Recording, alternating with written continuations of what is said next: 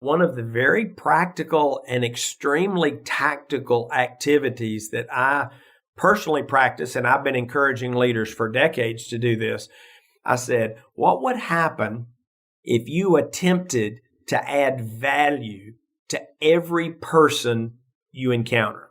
If I'm trying to add value to you, who am I thinking about? Well, I'm now thinking about you. I'm not thinking about me. So my focus has already shifted.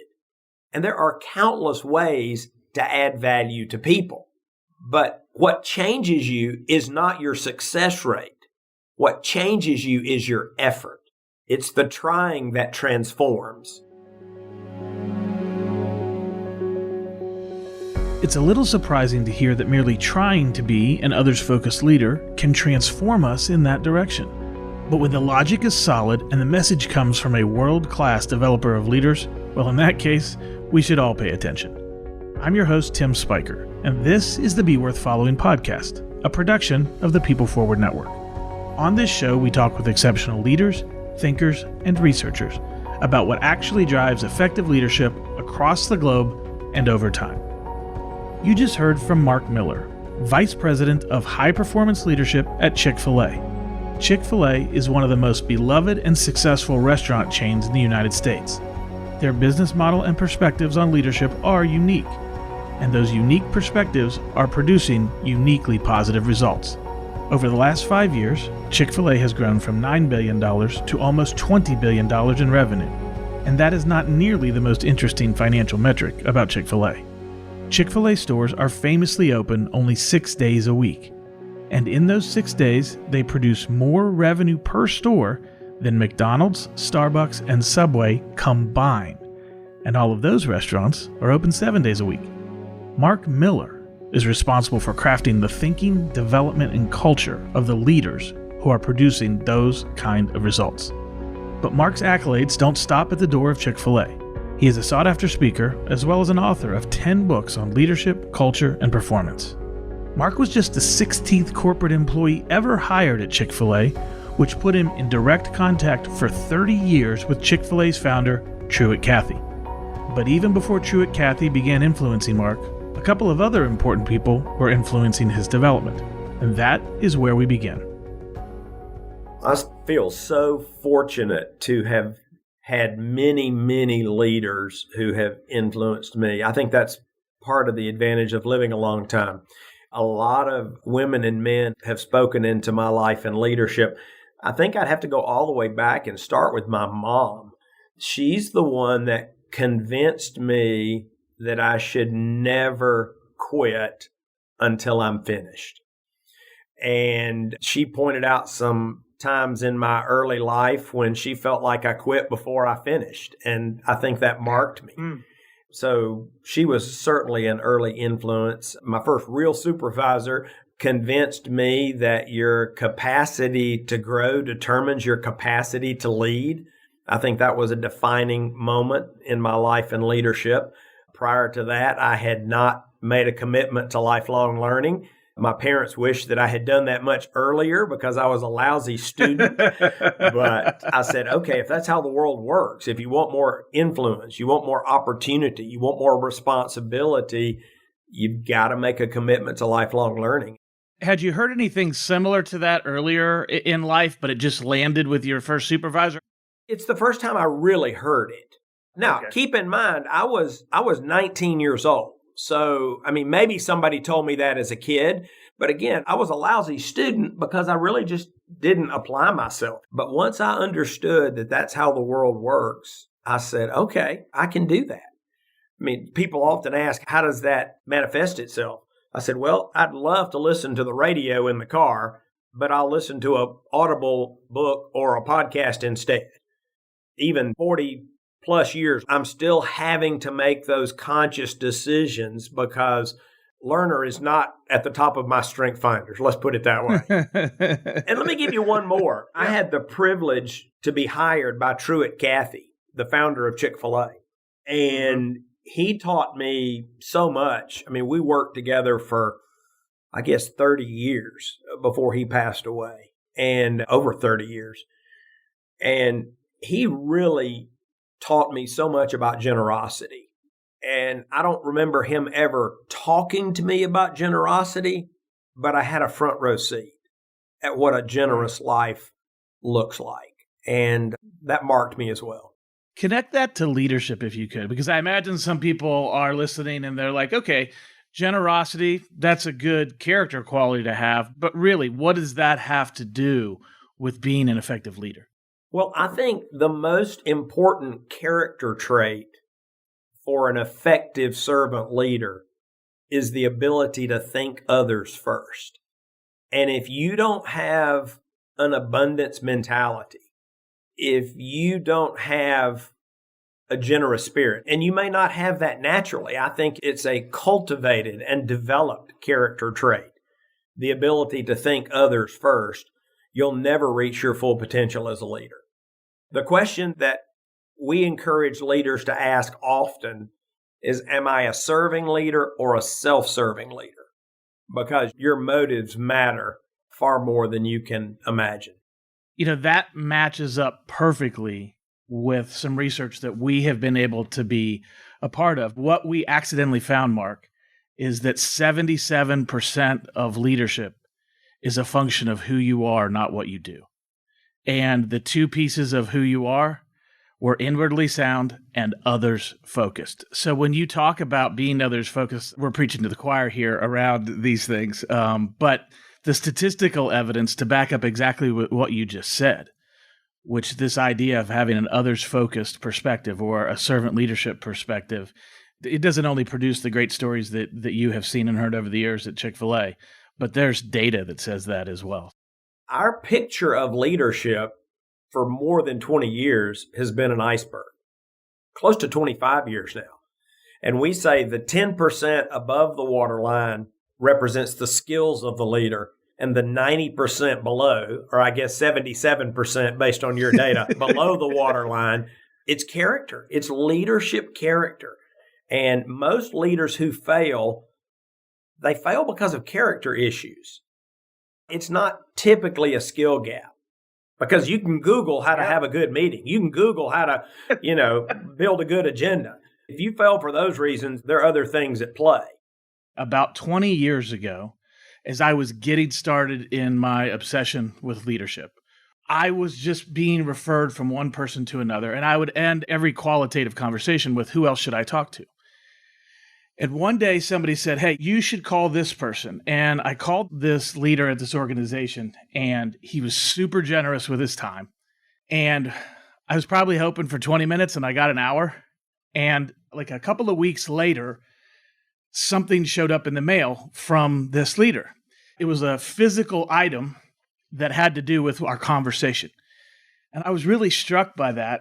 And it really, his generosity of time and even just randomly popping something in the mail to me, this kid who didn't know anything. Here's the other part of that story. That leader was you, Mark. 20 years ago, you took a phone call from me when I was just getting started. I didn't know which way was up, and you were so generous with your time with me. And it's people like you that spent time with me that I really appreciate. So 20 years later, I want to say thank you for spending an hour on the phone with me.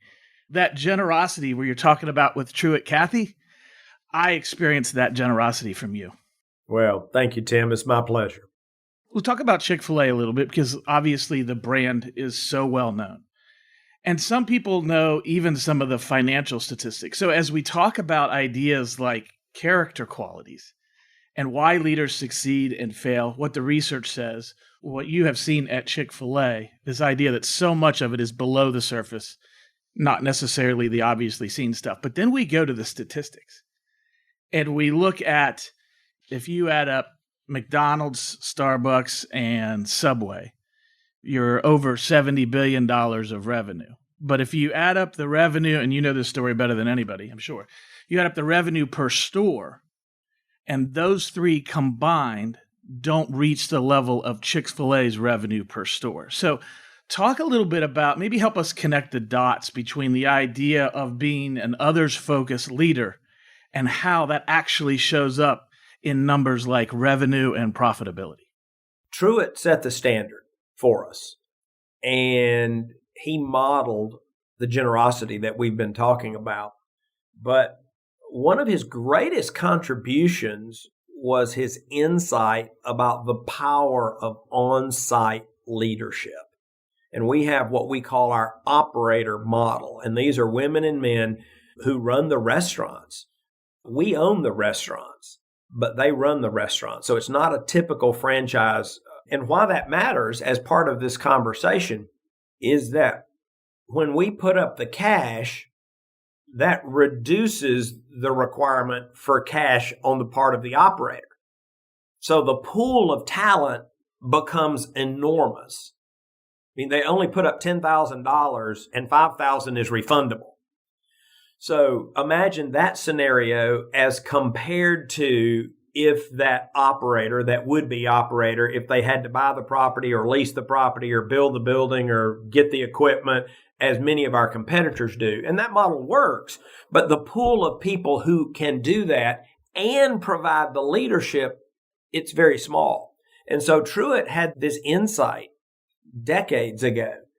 He said, if we put up the cash, we'll have this tremendous pool of talent to draw from. And so we have been able to recruit and select some amazing business leaders to operate the restaurants.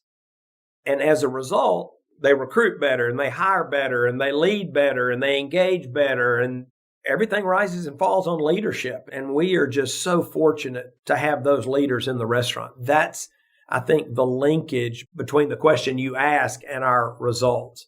Tremendous on-site leadership. The most profound things are often remarkably simple. And I never would have thought about the pool of talent that's available, but obviously if the key to open the door means you've got to have $2 million in the bank or whatever that requirement might be, then your pool is obviously significantly reduced. That's amazing and makes all kinds of sense.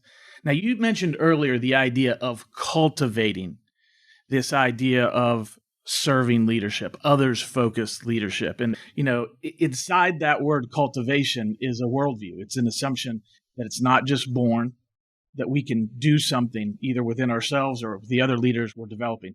Talk a little bit about that, if you could, the idea that we can grow and develop leaders who over time become more others-focused. Well, I think as with most of the significant decisions that we make in our lives, it begins with a choice. And if an individual leader says, I want to become more others focused, more others centered, that's half the battle. Because you mentioned that we're not born with it. I would argue we're born with the opposite. The world teaches us to look out for number one, to take care of ourselves. And so I think it's a lifelong process. I don't know that you ever arrive. I think that would be a dangerous place to be.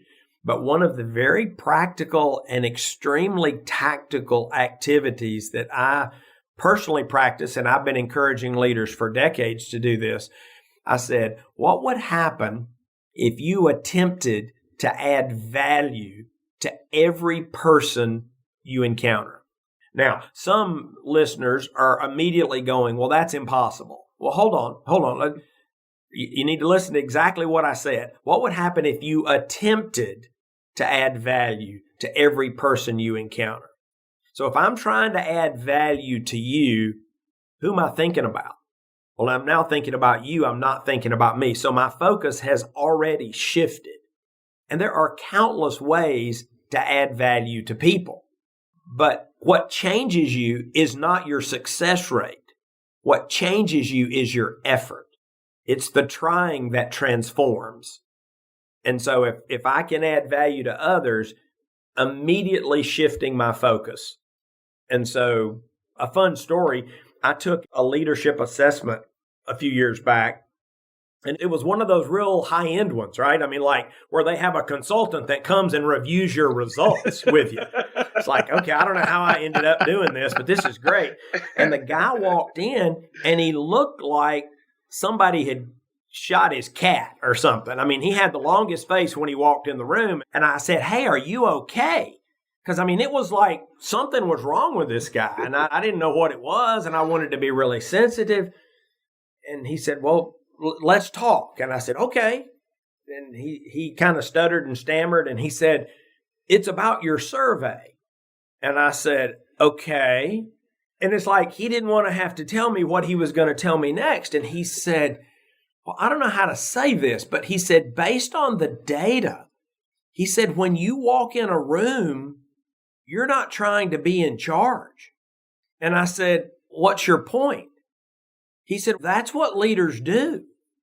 I said, "Not all leaders. That's not my objective." He said, "What's your objective?" I said, "When I walk in a room, I'm trying to figure out how I can add value. And sometimes that's to be in charge, and sometimes that's to take out the trash." But he didn't have, and whoever wrote that survey didn't have that paradigm.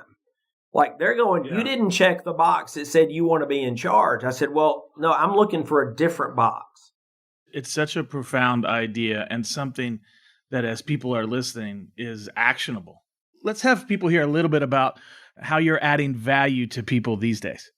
I am still employed by Chick-fil-A. A lot of people ask me that question. I want to be sure all of my colleagues here at Chick-fil-A know, yes, I am still employed by Chick-fil-A. So that's my day job. And over the years, really for the last 25 years, I have been focused on trying to serve leaders. We realized over 2 decades ago that needed to be a priority for us. Specifically, how could we raise up and develop more leaders faster? And that was the initial charge back then. And so we've done a lot of work in the leadership development space over the last 25 years. And I would say our current mindset and model is to identify current or emerging challenges and try to figure out how we can add value. So a few years ago, we were working on the talent issue. We've worked on execution. We've worked on engagement.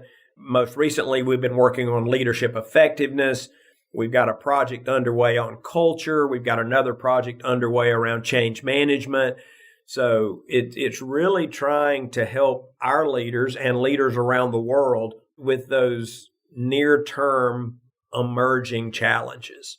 That brings up an issue that a lot of people are dealing with right now. So do you want to call it the Great Reset or the Great Resignation or the Great Reshuffle? Talk a little bit about how this kind of COVID-induced Great Resignation, if you will, how has that impacted Chick-fil-A and how are you guys responding to that?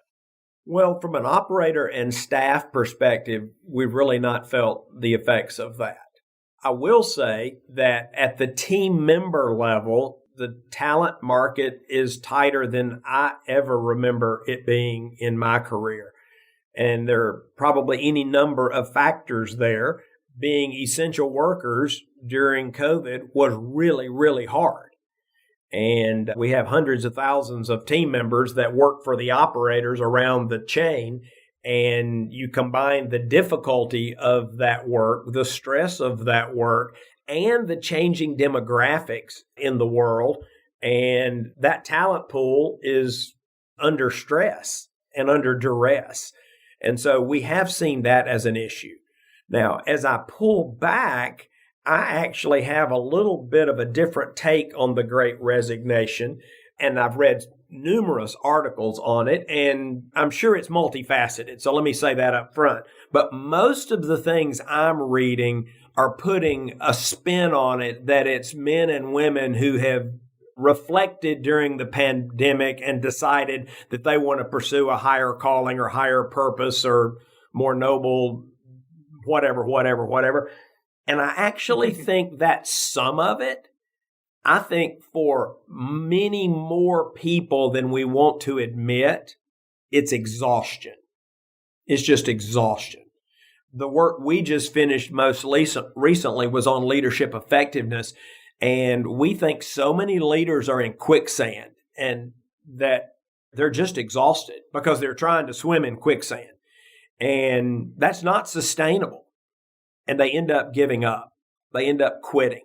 And so we have spent a lot of time and energy thinking about how do you help leaders get out of quicksand so that if they choose to change careers or professions, that's fantastic. But I don't want folks to do that out of pain anguish and frustration.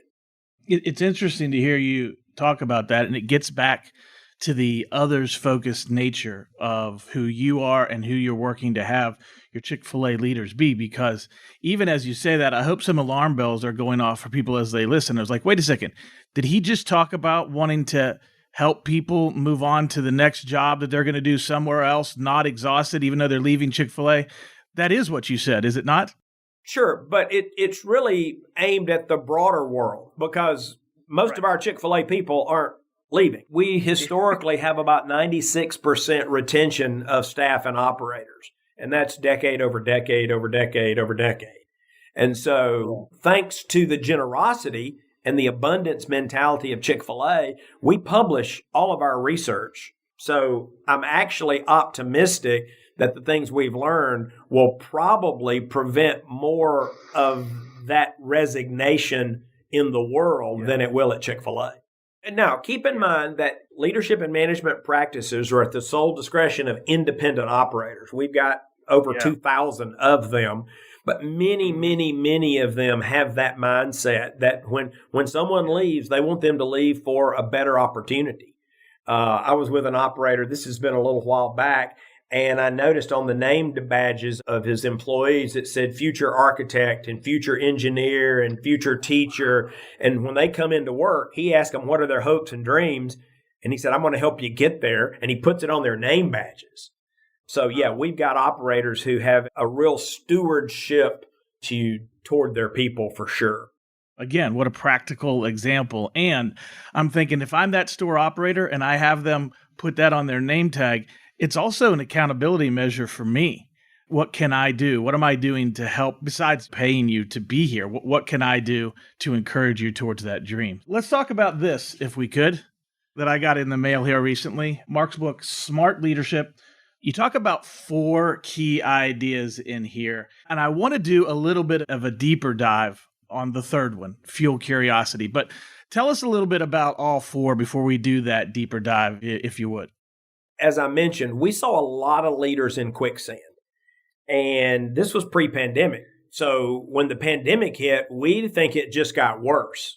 A more toxic mix, more leaders sucked in. And so we were so thankful that we'd begun doing this work before things went crazy. And when you're in the quicksand, you can either give up, you die. And you may not physically die, but your hopes and your dreams and your aspirations, they're extinguished. Or you can try to swim in it, which is not sustainable, and you'll never do your best work. And there's so many leaders that are swimming in quicksand today. Or the third option is you escape. And so we shifted our focus to study the men and women who we felt like had become masters at staying out of quicksand. And if they ever found themselves in it, they would get out quickly.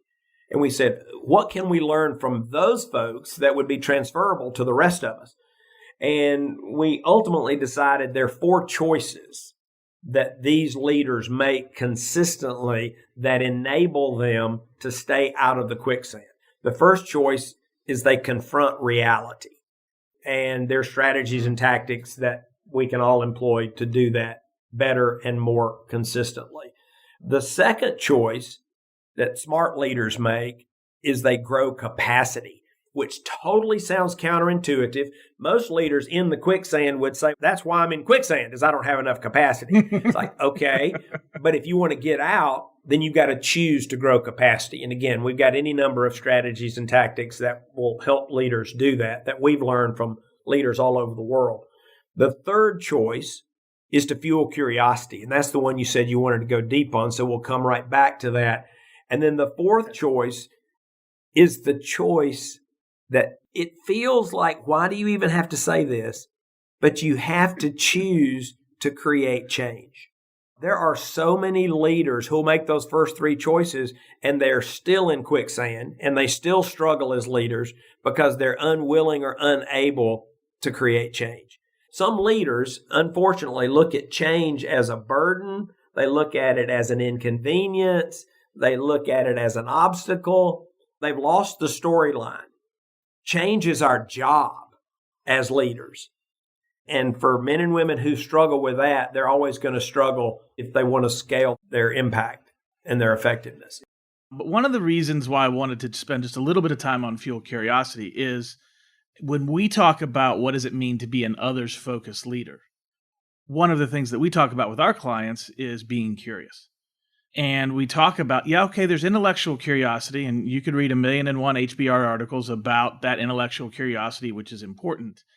But there's also this curiosity about people, about who they are and how they think and what their ideas are. And so this idea of fueling curiosity, whether it's within ourselves or within others, I thought it would be great to go a little bit deeper on that one. So unpack fuel curiosity a little bit for us, if you could.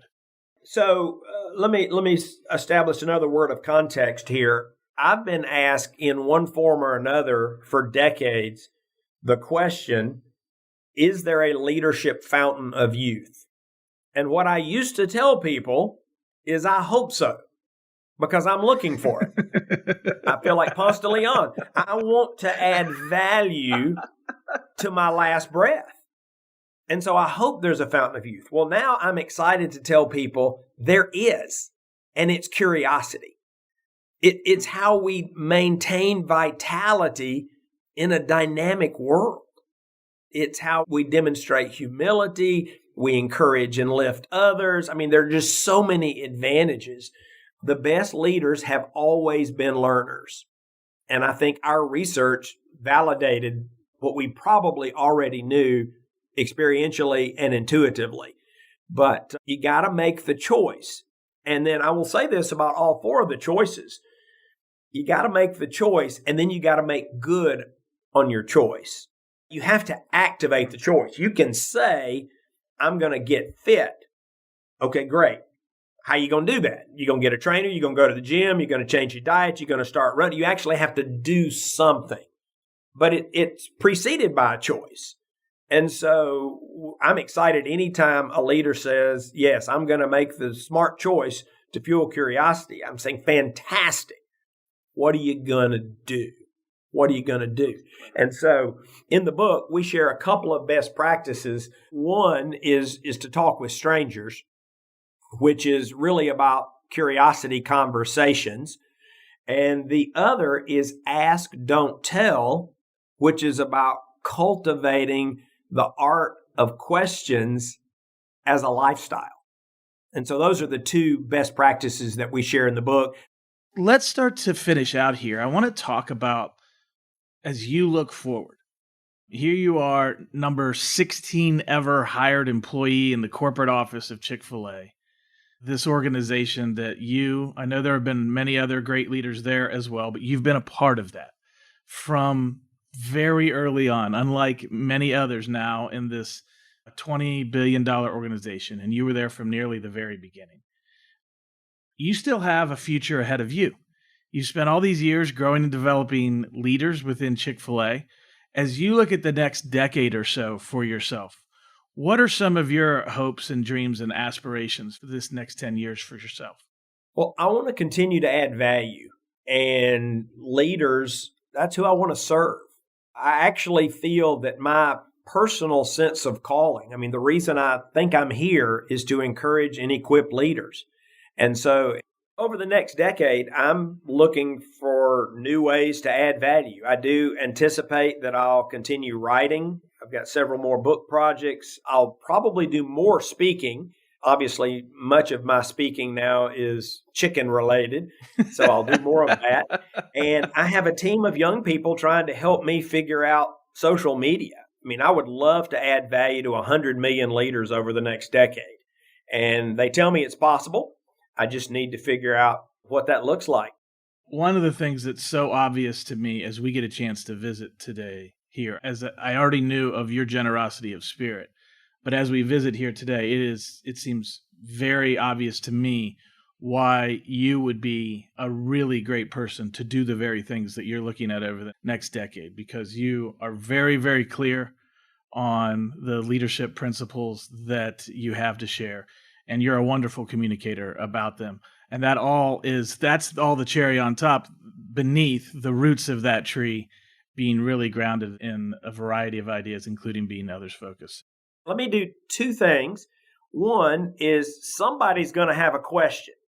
And so let me give you my cell number, and they can call or text 678-612-8441. And then if people are interested in a free Smart Leaders assessment, all they have to do is text Be Smart, one word, no space, Be Smart, to 66866. And I'm kind of excited about this. It's a little bit of an experiment, but you answer a few questions and then we send you a prescription of some things you can actually do based on your self-evaluation. So if that would serve anybody in your audience, you can pass that on. What a wonderful opportunity it was to spend time with Mark Miller. And as we wrap up today, I want to emphasize a couple of things that Mark shared with us.